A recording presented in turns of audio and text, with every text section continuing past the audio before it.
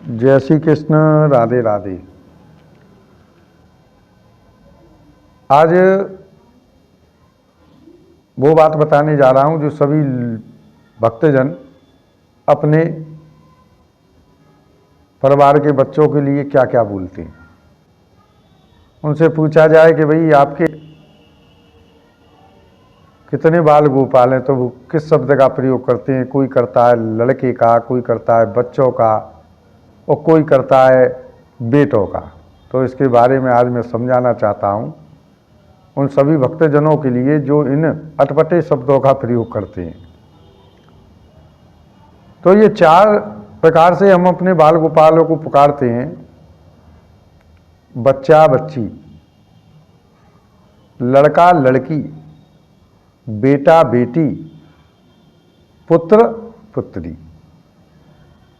अब इनों में श्रेष्ठ क्या है और फर्क क्या है, ये समझना बहुत जरूरी है।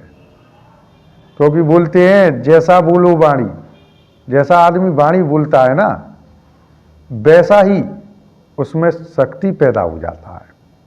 क्योंकि हम लोग शब्दों की कदर करते हैं, संत लोग जितने भी हैं शब्दों की कदर करते हैं। तो उसके अनुसार बच्चा जो होता है, बचपन में की हुई गलतियों को उसकी को क्षमा कर दिया जाता है। क्योंकि वो बच्चा है, भगवान स्वरूप है, कोई भी गलती की है क्षमा पात्र है। दूसरा कहते हैं शब्द हम अपने बाल गोपालों के लिए क्या प्रयोग करते हैं, बेटा। तो बेटा जो होता है वो बैठ कर के खाता है, बंटवारे कराता है घर परिवार के। जिस प्रकार से बेटा था दुर्योधन, जो कि बंटवारे के चक्कर में इतना बड़ा युद्ध करा दिया उसने, पांडवों से इतनी बढ़िया महाभारत करा दिया। तो बेटा जो होता है वो बैठ करके खाता है और माता पिताओं को उपदेश देता है कि आपने मेरे लिए किया ही क्या है। तीसरा जो शब्द होता है वो होता है लड़का, जो अपने माता पिताओं से लड़ते लड़ते अपने जीवन को पूरा कर देता है। और वो लड़का कौन हुआ था, वो लड़का हुआ था कंस, जो कि मथुरा का राजा रहा था। उसने अपने पिता को कभी भी शांति नहीं दी, केवल लड़ाई के अलावा, और अपने पिता तक को उसने जेल में डाल दिया। तो कभी भी अपने बाल गोपालों के लिए ये लड़का शब्द का प्रयोग ना करें और ना कभी बेटा बोलें। तीसरा जो उच्च शब्द आता है, श्रेष्ठ शब्द जो आता है अपने बाल गोपालों के लिए जो प्रयोग किया जाता है वो होता है पुत्र। पू का अर्थ है पूर्वज, तय माने तार देना, उसे पुत्र कहते हैं। और पुत्र कौन हुआ था, पुत्र हुआ था भागीरथ, जिन्होंने अपने 60,000 जो कपिल मुनि महाराज जी के श्राप भस्म हो गए थे, उनकी आत्माओं को तारने के लिए गंगा जी को स्वर्ग से और इस भूमि पर लाया। पू माने पूर्वज और तय माने तार देना, उसको पुत्र कहते हैं।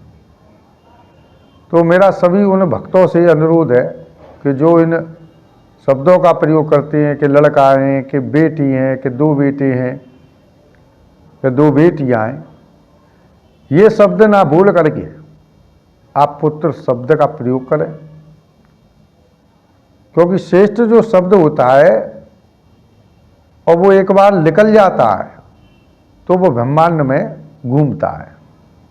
और जितनी बार आप इन शब्दों का प्रयोग करोगे, बेटा बोल बोल करके, लड़का बोल बोल करके, तो वो पावर जो है उस शब्द पर अपना प्रकोप देती है।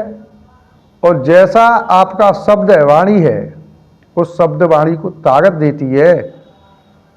और बेटा बोला जाता है तो वो बेटे जैसा बन जाता है, लड़का बोला जाता है तो वो लड़के जैसा बन जाता है। और बच्चे की तो की हुई गलतियों को तो हमेशा माफ किया जाता है।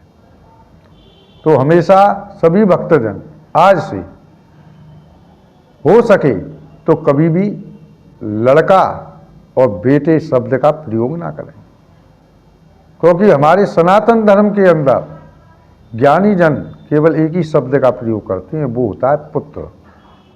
क्योंकि हमारे संस्कारों के अंदर पुत्र बोला जाता है, बाकी तो भक्त लोग ना मालूम किन किन शब्दों से प्रयोग करते हैं, वो एक अलग विषय है। लेकिन आज से मेरा अनुरोध है कि सभी भक्तजन कोई बेटा ना बोले, कोई लड़का ना बोले, जिसको भी बोलना है वो पुत्र और पुत्री बोले।